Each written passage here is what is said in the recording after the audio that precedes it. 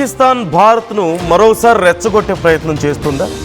పాక్ మాజీ దౌత్యవేత్త అబ్దుల్ బాసిత్ చేసిన వ్యాఖ్యలు ఇప్పుడు సంచలనంగా మారాయి.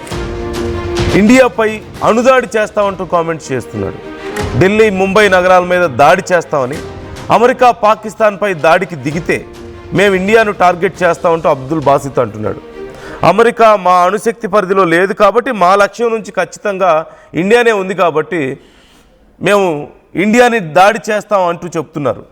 పాక్ నుంచి అణుముప్పు పొంచి ఉందంటూ యుఎస్ ఇంటెలిజెన్స్ రిపోర్ట్ రావడం, పాక్ పొరుగు దేశాలకు ముప్పు పొంచి ఉంది అంటూ యుఎస్ ఇంటెలిజెన్స్ కొన్ని వ్యాఖ్యలు చేసిన నేపథ్యంలో ఈ మధ్య చేసినటువంటి వ్యాఖ్యలు మనం కొన్ని చూసాం యుఎస్ నుంచి. అంటే పాకిస్తాన్ వల్ల అమెరికాకు నష్టం అని, లేదంటే ఇతర దేశాలకు నష్టం అంటూ కొన్ని కామెంట్స్ మనం చూసాం. ఈ నేపథ్యంలో ఇప్పుడు ఈ కామెంట్స్ని దృష్టిలో పెట్టుకొని అక్కడి వ్యాఖ్యలు చేస్తుంది. పాకిస్తాన్కి ఆల్రెడీ భయం పట్టుకుంది. రేపో మాపో ఒకవేళ యుఎస్ ఇప్పుడు ఇరాన్ మీద చేసినట్లుగానో లేదంటే ఇతర దేశాల మీద చేసినట్లుగా రేపు పాకిస్తాన్ మీద కూడా రాడికల్ ఇస్లామిక్ లీడర్స్ దగ్గర అణువాస్త్రాలు ఉండకూడదు, న్యూక్లియర్ వెపన్స్ ఉండకూడదు అని ఓ పక్క ఇజ్రాయిల్ చెప్పింది. నెతన్యాహు ఒక స్టేట్మెంట్ ఇచ్చారు. ఇరాన్ తర్వాత పాకిస్తాన్ పేరునే తీసుకొచ్చారు చాలా క్లియర్గా.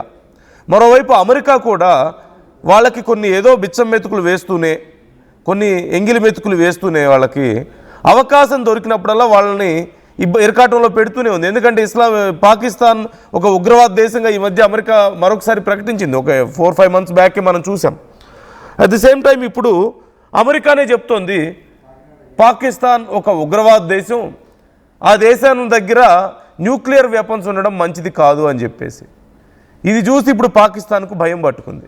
ఓ పక్క షెహబాజ్ షరీఫ్ అమెరికా ఇస్తే తప్ప, అమెరికా, చైనా లాంటి దేశాలు ఇస్తే తప్ప వాళ్ళ దేశాన్ని నడపలేని పరిస్థితిలో ఉన్నాడు.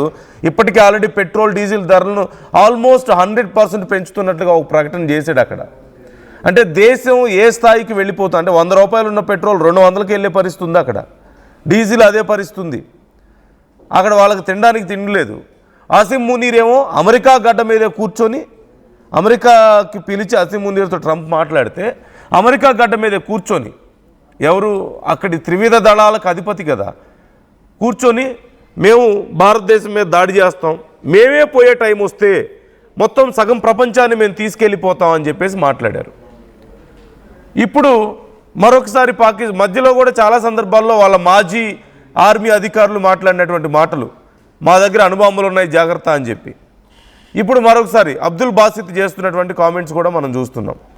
ఇలా వరుసగా ఏదో ఒక కామెంట్స్ చేయడం, భారతదేశం మీద తమ విషయాన్ని వెళ్ళగక్కడం, భారతదేశం మిజైల్స్, కొత్త మిజైల్స్ తయారు చేసుకుంటే అవి పాకిస్తాన్ కోసమే అని భయపడ్డం.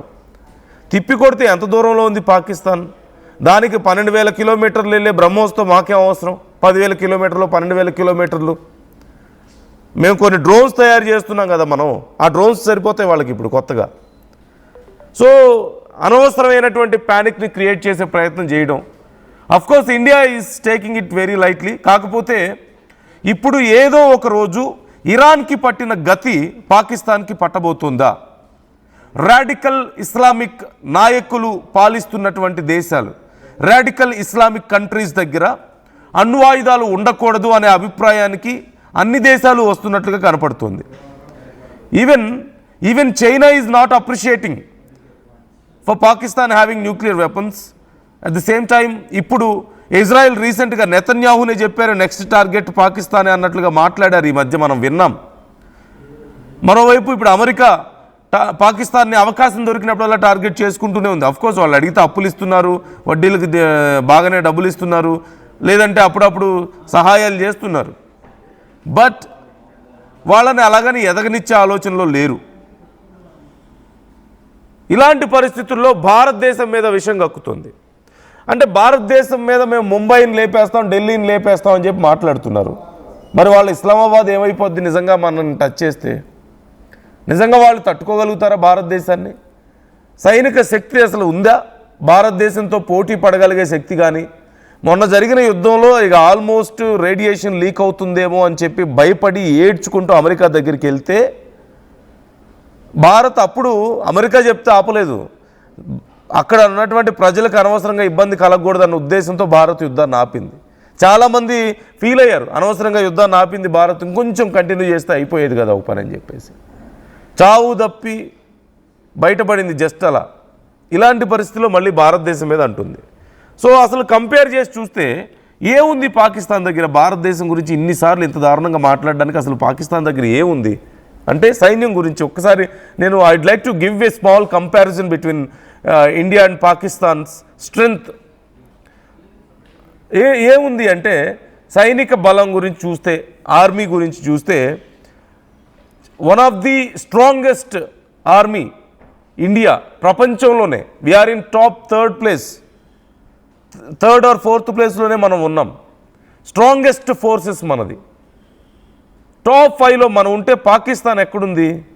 ఎక్కడో 20లో ఉంది, 18-20 ప్లేస్లో ఉంది.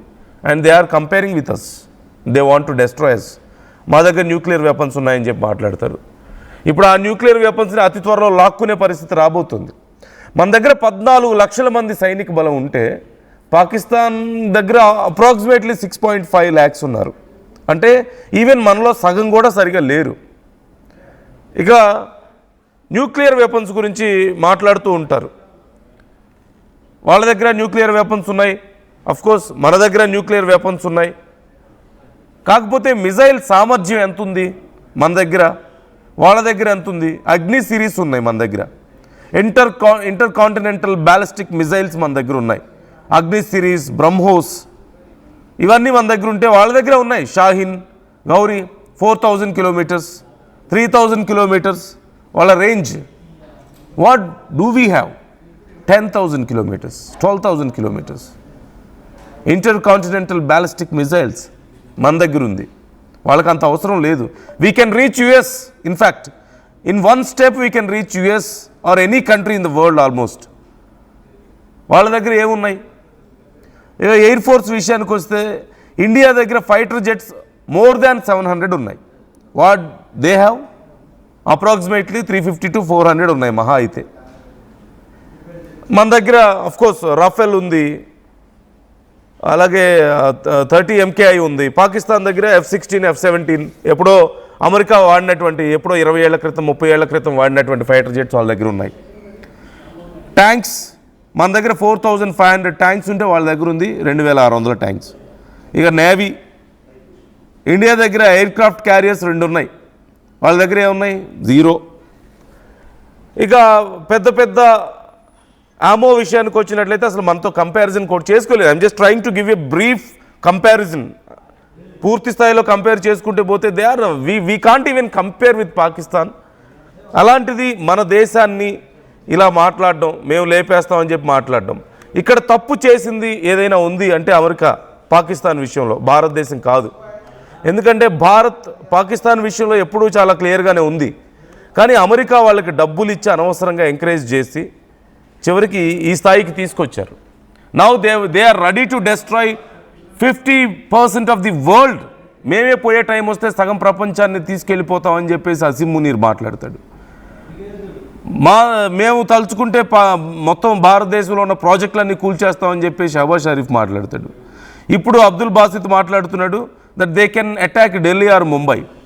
మోదీ ఒకసారి అన్నారు కదా, మాట్లాడితే పాకిస్తాన్ దగ్గర అణుబాంబులు ఉన్నాయంటారు, మరి మా దగ్గర ఉంది ఎందుకు దీపావళికి దాచిపెట్టుకున్నాం అనుకుంటున్నారా అని చెప్పేసి అన్నారు కదా. మేబీ అలా ఏమన్నా ఆలోచిస్తుందేమో పాకిస్తాన్. సో వాళ్ళు ఆల్రెడీ తినడానికి తిండి లేక సఫర్ అవుతున్న టైంలో, వాళ్ళ పెట్రోల్ డీజిల్ రేట్లు డబల్ అవుతున్న టైంలో, వాళ్ళకి ఆల్రెడీ స్కూళ్ళకి సెలవులు ఇచ్చేశారు అక్కడ నడపలేక, రోడ్ల మీదకి వెహికల్స్ రానివ్వలేని పరిస్థితుల్లో, అండ్ ఇంటర్నల్గా బలూచిస్తాన్తో వాళ్ళు ఎటూ తేల్చుకోలేక, మరోపక్క ఆఫ్ఘనిస్తాన్తో ఎటూ తేల్చుకోలేక తుక్కుగా కొట్టిపారేస్తుంటే అటు సైడ్ అంతా కూడా బలూచిస్తాన్ స్ట్రెంథన్ అవుతుంది, ఇంకో పక్క ఆఫ్ఘనిస్తాన్. అట్ దిస్ టైం ఇప్పుడు అరబ్ కంట్రీస్ ఇలాంటి ఒక పెద్ద యుద్ధాన్ని భారతదేశం ఆపగలుగుతుంది ఒక్క ఫోన్ కాల్తో అని మాట్లాడుతున్న టైంలో, ఈవెన్ ఇరాన్ భారతదేశానికి ఫోన్ చేసి మీరు ఇన్వాల్వ్ అవ్వండి ఈ విషయంలో అని చెప్తున్నటువంటి ఈ టైంలో, బ్రిక్స్ దేశాల సదస్సుల్లో భారతదేశానికి స్టాండింగ్ ఓవేషన్లు వస్తుంటే మన ప్రధానికి, వాళ్ళ ప్రధాని దిక్కులు చూస్తూ నిలబడాల్సి వచ్చిన పరిస్థితుల్లో ప్రపంచంలోనే అగ్రదేశాలు సైతం భారతదేశం చేయబట్టుకోవడానికి రెడీ అవుతుంది. అంటే ఓ పక్క చైనా, మనం గతంలో చూసాం కదా బ్రిక్స్ దేశాల సదస్సులో, చైనా ఓ పక్క, రష్యా ఓ పక్క, ఇద్దరు చెరో పక్క నించొని మధ్యలో మోదీ ఉండి సచ్ ఎ గ్రాండ్ సిచ్యువేషన్ మనం అక్కడ చూసింది. అలాంటిది వేర్ ఆర్ వి? వరల్డ్లో మనం ఎక్కడున్నాం? ప్రపంచ దేశాలు యుద్ధాలను ఆపండి మహాప్రభు, మీరు ఒక్క ఫోన్ కాల్తో మీరు యుద్ధం ఆపగలుగుతారని గల్ఫ్ దేశాలు చెప్పుకునే పరిస్థితుల్లో మనం ఉంటే, మనల్ని ఇబ్బంది పెట్టడానికి చూసినటువంటి బంగ్లాదేశ్ లాంటి దేశాలకు కూడా మనం మెడికల్ ఎయిడ్స్ పంపిస్తున్నటువంటి టైంలో, మెడికల్ ఏఐడి పంపిస్తున్న టైంలో, లేకపోతే ఈవెన్ పాకిస్తాన్కి కూడా అవసరమైనప్పుడు వాళ్ళకు వరదలు వస్తే మనం పంపిస్తే మెడికల్ సపోర్ట్ పంపించాం, ఫుడ్ పంపించాం, ఇవన్నీ పంపించాం. వాళ్ళు పంపించారు శ్రీలంకకి. ఏం పంపించారు? ఎక్స్పైర్ అయిపోయిన మెడిసిన్, ఎక్స్పైర్ అయిపోయిన ఫుడ్ అవన్నీ పంపించారు. పరువు పోగొట్టుకున్నారు. How can we can't even compare. నాకు నిజం చెప్పాలంటే we don't even need to talk all this, we don't need to compare even. కాకపోతే just for the sake of basic idea, and still they are ready to attack us and they want POK. So ఈ comments అన్నీ కూడా కేవలం ఒక మేకపోతు గాంభీర్యాన్ని చూసుకోవడానికో, and they are saying, చూడండి ఏం చెప్తున్నారు, వాళ్ళ బుద్ధి ఎలాంటిదో చూడండి. ఒక ఉగ్రవాదుల బుద్ధే కదా ఇలా చేసేది. ఇప్పుడు వాళ్ళు ఏం చెప్తున్నారంటే ఇరాన్ని చూసి నేర్చుకున్నట్లున్నారు. అమెరికా, ఇజ్రాయెల్ వాళ్ళ మీద దాడి చేస్తే వీళ్ళు గల్ఫ్ దేశాల మీద దాడి చేసినట్టు. ఎందుకు? అక్కడంటే వాళ్ళ స్థావరాలు ఉన్నాయి కాబట్టి దాడి చేసామని కనీసం ఇరాన్ చెప్పుకోగలుగుతుంది. And they want to attack India if America attacks Pakistan అంట. What kind of ideology is this? Because they can't reach America, but we can reach if you want. మనం అమెరికానే రీచ్ అవ్వగలిగే పరిస్థితుల్లో ఉన్నాం. మన బ్రహ్మోస్ వెళ్ళి కొట్టేసే పరిస్థితి ఉంది. We can reach any country in the world undoubtedly. And they are saying they can hit Delhi and Mumbai. ఏముందని వీళ్ళకి? ఇది అహంకారం కూడా కాదు, జస్ట్ ఫూలిష్నెస్, అంతకుమించి ఇంకేం లేదు. Just foolishness. They need to survive somehow. They don't have anything to expose. వాళ్ళకి గొప్పగా ఎక్స్పోజ్ చేసుకోవడానికి ఏమీ లేక చివరికి this is what their ideology is. Just for the idea sake we're talking. ఇంతకు మించి పాకిస్తాన్ దారిద్ర్యం గురించి మాట్లాడుకోవడానికి ఏముంది? పెద్ద పెద్ద పాలిథిన్ కవర్స్లో గ్యాస్ పట్టుకుపోతున్నారు వాళ్ళ పౌరులు. మనకి హర్మూజ్ స్ట్రైట్ నుంచి మన షిప్పుల్ని మనం విడిపించుకోగలిగాం. మన జెండా కనపడితే సెల్యూట్ చేసి పంపించగలిగినటువంటి పరిస్థితుల్లో వాళ్ళ పౌరులు అక్కడ గ్యాస్ కావాలంటే పాలిథిన్ కవర్స్లో పట్టుకుపోతున్నారు.